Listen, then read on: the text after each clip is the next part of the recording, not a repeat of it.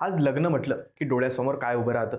मोठा राजेशाही स्टेज, पै पाहुण्यांची ठेवलेली शाही बडदास्त, जेवणात नाना विविध प्रकारचे पदार्थ, नवीन नवरा नवरीची हटके एंट्री, डीजेचा दणदणाट अलीकडे नव्याने समाविष्ट झालाय, मेहंदी, संगीत आणि बरंच काही. आणि समजा जर लग्न एखाद्या राजकारणी व्यक्तीचं असेल, तर मग त्यावेळे त्याचे थाटच वेगळे असतात. मंत्री किंवा आमदार खासदार सोडा, साधा पंचायत समिती सदस्य जरी असला तरी पाण्यासारखा पैसा लग्नामध्ये ओतला जातो. आजकाल काहींना तेच आपलं स्टेटस असल्यासारखं वाटतं. पण या गोंगाटात एका माजी आमदाराने आपल्या मुलीचे लग्न फक्त ₹150 लावत सर्वांना चकित केलंय. तुम्हाला खोटे वाटेल, पण खरंच त्यांनी ₹150 लग्न केलंय. त्यामुळेच या लग्नाची जोरदार चर्चा सुरू झाली. कोण आहेत ते माजी आमदार? कसा झालाय त्यांच्या मुलामुलींचा विवाह सोहळा? या सगळ्या मुद्द्यांची चर्चा आपण आजच्या व्हिडिओमध्ये करणार आहोत. नमस्कार, मी बुद्धभूषण आणि तुम्ही बघताय कट टू कट. सध्याच्या काळात मोठ्या धामधुमीमध्ये लग्न केलं जातं. त्यामुळे यावर बोलताना ज्यांच्याकडे पैसे नाही त्यांनी लोकांना दाखवण्यासाठी कर्ज काढून आपल्या मुलामुलींचे लग्न मोठ्या थाटात करू नका. लग्न साध्या पद्धतीनं करा. साध्या पद्धतीने लग्न केलं तरी मुलं होतात असं विधान करणारे महाराज तुम्हाला आठवतायत का? ते महाराज होते इंदुरीकर महाराज. पण ते स्वतःच्या मुलीच्या फक्त साखरपुड्यात केलेल्या भरमसाठ खर्चामुळे गोत्यात आले होते.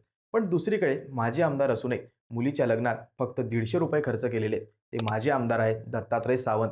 ते शिक्षक आमदार होते. दत्तात्रय सावंत यांची सुकन्या सुषमा सावंत आणि शुभम शिंदे यांचा विवाह सोलापूर येथील जिल्हा विवाह नोंदणी कार्यालयात अत्यंत साध्या पद्धतीने पार पडला. सर्व प्रथांना फाटा देत पार पडलेल्या या लग्नाची सध्या सगळीकडे जोरदार चर्चा सुरू आहे. शुभम शिंदे हे पाणी पुरवठा विभागात शासकीय अभियंता म्हणून कार्यरत आहेत. तर सुषमा यांनी नुकतेच भारतीय विद्यापीठ पुणे येथून मानवी शरीररचना विषयात पदव्युत्तर शिक्षण पूर्ण केले. बरं, ते एवढ्यावरच थांबले नाही, तर लग्न सोहळ्यावर होणारा सुमारे 25 ते 30 लाख रुपयाचा खर्च टाळून ती रक्कम विनाअनुदानित शिक्षकांच्या कुटुंबियांना आर्थिक मदत म्हणून देण्याचा त्यांनी कौतुकास्पद निर्णय घेतलाय. या नवविवाहित दाम्पत्याने घेतलाय कारण माजी आमदार दत्तात्रय सावंत यांनी आयुष्यभर शिक्षकांच्या हक्कांसाठी लढा दिला. अनेक शिक्षक वर्षानुवर्षे विनाअनुदानित तत्वावर मानधनाशिवाय किंवा अत्यंत तटुपुंजा पगारावर ज्ञानदानाचे कार्य करतात. कित्येक शिक्षक विनाअनुदानित अवस्थेतच निवृत्त झाले.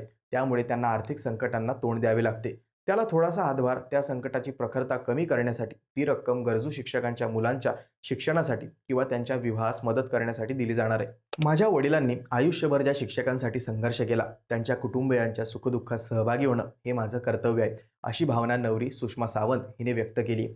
या लग्नाबद्दल बोलताना माजी आमदार दत्तात्रय सावंत म्हणालेत, प्रत्येक कुटुंबाला आपल्या मुलाचे लग्न धूमधडाक्यात व्हावे असं वाटतं. त्यासाठी कर्जही काढलं जातं. पण मी हा विचार मोडीत काढण्याचा प्रयत्न केलाय. माझ्या मुलीने आणि जावयाने स्वतःहून हा निर्णय घेतल्याचा मला अभिमान आहे. शिक्षकांसाठी जो संकल्प त्यांनी केलाय त्यासाठी मी भविष्यातही काम करत राहीन, अशी भावना त्यांनी व्यक्त केली आहे. आपल्या पूर्वजांनी किंवा राष्ट्रीय स्तरावरील राष्ट्रपुरुषांनी सुद्धा आपल्याला प्रचंड प्रतिकूल परिस्थितीत फार व्यथा सहन करून आदर्श विचार आपल्या डोळ्यासमोर मांडले.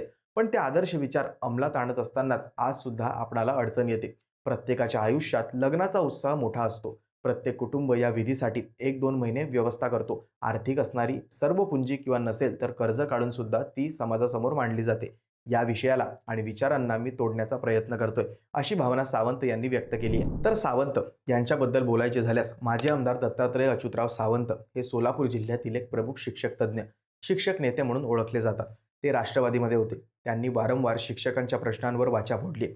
सोलापूर जिल्हा माध्यमिक शिक्षक व सेवक सहकारी पतसंस्थेच्या निवडणुकीत देखील सावंत यांनी बाजी मारली होती. पण 2020ला त्यांना राष्ट्रवादीने उमेदवारी नाकारल्यानंतर त्यांनी राज्यशाळा कृती समितीच्या वतीने अर्ज दाखल केला होता. पण त्यांचा पराभव त्यावेळेस झाला होता. या साध्या विवाह सोहळ्यात दोन्ही कुटुंबातील मोजके नातेवाईक आणि मित्रपरिवार उपस्थित होते. या अनोख्या विवाह सोहळ्याचे सध्या सर्व स्तरावरून कौतुक होत आहे. कारण अलीकडे लग्न म्हणजे दोन परिवाराचे मिलन असं म्हटलं जातं. पण मागच्या काही दिवसात लग्न म्हणजे लाखोंचा हुंडा, सोने, आलिशान गाडी आणि जोरदार आतिषबाजी करत ग्रँड वेडिंग करून पैसे अमाप उधळपट्टी करणे समीकरण झालंय. राज्यात अनेक राजकीय कुटुंबात कमी खर्चात लग्न झाल्याचे अनेक उदाहरणं आपल्याला बघायला मिळाली आहेत. मागील वर्षी जूनमध्ये आजोबा 11 वेळेस आमदार, सख्खे भाऊ विद्यमान आमदार अशी राजकीय परंपरा लाभलेल्या अनिकेत देशमुख यांनी रजिस्टर पद्धतीने धाराशिव तालुक्यातील पळशीप गावाच्या कन्या आस्था पाटील यांच्यासोबत विवाह केला होता. आजोबा स्वर्गीय गणपतराव देशमुख यांचा विचार त्यांनी आचरणात आणला होता. अनिकेत देशमुख यांनी डॉक्टरकीची पदवी संपादन केली असून वैद्यकीय क्षेत्रात ते कार्यरत असतात. त्याचबरोबर आस्था पाटील देशमुख यांनीही वैद्यकीय क्षेत्रातील पदवी घेतली असून त्या सध्या सोलापूर येथील मेडिकल कॉलेजमध्ये ऑफिसर म्हणून काम करतात. या लग्नाची मोठी चर्चा झाली होती. असे असले तरी उधळणपट्टी होणारे लग्न सोहळे आजही होत असल्याचे दिसून येत आहे. मध्य प्रदेशातील इंदूर शहरातील भाजपा आमदार राकेश शुक्ला उर्फ गोलू शुक्ला चर्चेत आले होते. इंदूर येथे त्यांचा मुलगा अंजेशच्या लग्नात तब्बल 70 लाखांचे फटाके फोडल्याच्या चर्चा झाल्या होत्या. या लग्नाचा व्हिडिओ सोशल मीडियावर व्हायरल झाला होता. गोलू शुक्ला मध्य प्रदेशातील सर्वात श्रीमंत आमदारांपैकी एक आमदार आहेत. तर उपमुख्यमंत्री अजित पवार यांच्या मुलाचा बहरीनमधील विवाह सोहळा चांगलाच चर्चेत आला होता. तर ऊसतोड कामगारांचा मुलगा असे वारंवार सांगणारे माजी आमदार सातपुते यांचा शाही विवाह सोहळा देखील चर्चेमध्ये आला होता. तसेच त्या लग्नात कोरोना काळात नियम न पाळल्यामुळे पोलिसांकडून चौकशी करण्यात आली होती. विशेष म्हणजे भारतात एका लग्नामागे सरासरी 12 लाख रुपये खर्च केले जातात. भारतातील कुटुंबांचे सरासरी वार्षिक उत्पन्न 4 लाख रुपये आहे. असे असूनही तो आपल्या सरासरी उत्पन्नाच्या तिप्पट खर्च विवाह सोहळ्यावर केला जातात, असा एक अहवाल सांगतो. त्यामुळे दत्तात्रय सावंत यांच्या मुलीचा 150 रुपयातील लग्न सोहळा चर्चेत आलाय. त्यामुळे हा विवाह सोहळा खर्चाच्या लग्नाला छेद देणार की फक्त कौतुक होण्यापुरताच मर्यादित राहणार हे सांगणे सध्या तरी अवघड आहे. पण याविषयी तुम्हाला काय वाटतं? कमेंटमध्ये सांगा. लाईक करा, शेअर करा आणि सबस्क्राईब करायला विसरू नका.